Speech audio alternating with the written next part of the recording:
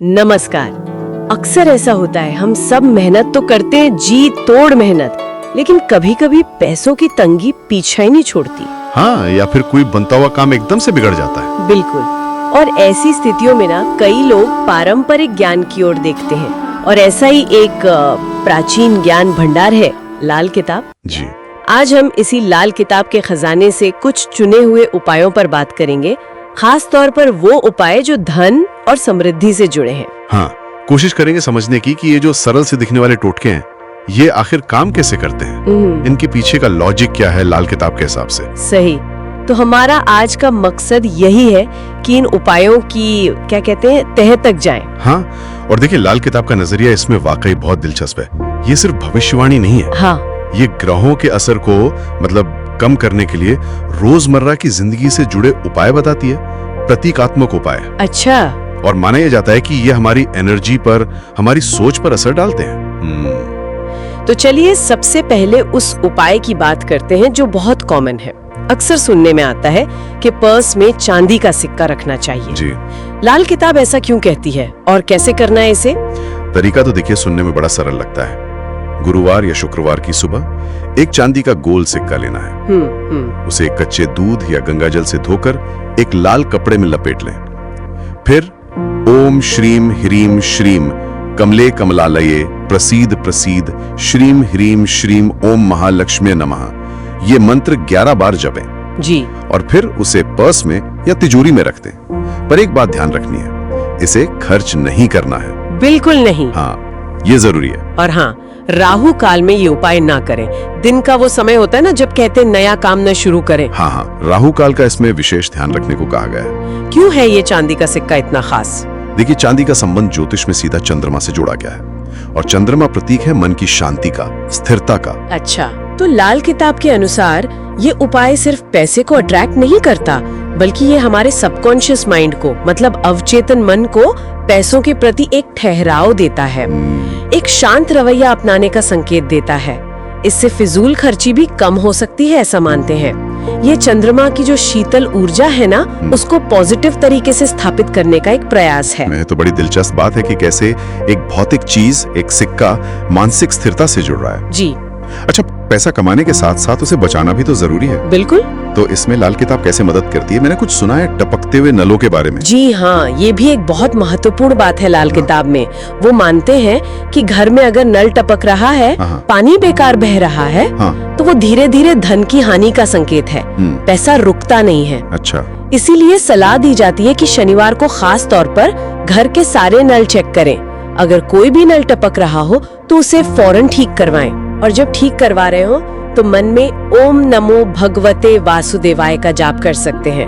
और यहाँ भी वही बात, राहु काल में मरम्मत टालने को कहा गया है। देखिए, यहाँ पानी को सीधे सीधे धन के प्रवाह का, मतलब लिक्विडिटी का प्रतीक माना गया है। हाँ। तो उसे बहने से रोकना मतलब है धन को सहेजना। सही। अगर ज्योतिष की नजर से देखें तो पानी चंद्रमा का कारक है, और पानी को रोकना, स्थिरता लाना, ये कहीं ना कहीं शनि ग्रह से जुड़ता है। अच्छा। तो ये उपाय जो अनजाने में पैसा बह रहा है ना, उसे रोकने और आर्थिक स्थिरता लाने में मददगार माना जाता है। समझ गया। मतलब लीकेज बंद करना, चाहे वो पानी का हो या पैसे का। हाँ, एक तरह से वही बात है। अब बात करते हैं धन बढ़ाने की। तिजोरी में पीला कपड़ा रखने का भी एक उपाय है शायद। हाँ, बिल्कुल। ये उपाय जुड़ा है बृहस्पति ग्रह से, यानी गुरु से, जिन्हें हम भाग्य और समृद्धि का कारक मानते हैं। जी, गुरु ग्रह। तरीका ये है, गुरुवार की सुबह एक पीला कपड़ा लें, बिना सिला हुआ हो तो बेहतर है। उसे हल्दी मिले पानी से धोकर पवित्र कर लें और अपनी तिजोरी में या जहाँ भी पैसे रखते हैं वहाँ बिछा दें। अच्छा। या फिर उस कपड़े पर हल्दी की 7 साबुत गांठें भी रख सकते हैं, और ओम बृहस्पत्याय नमः इस मंत्र का 11 बार जाप करें। कहते हैं कि इसे हर 6 महीने में बदल देना चाहिए।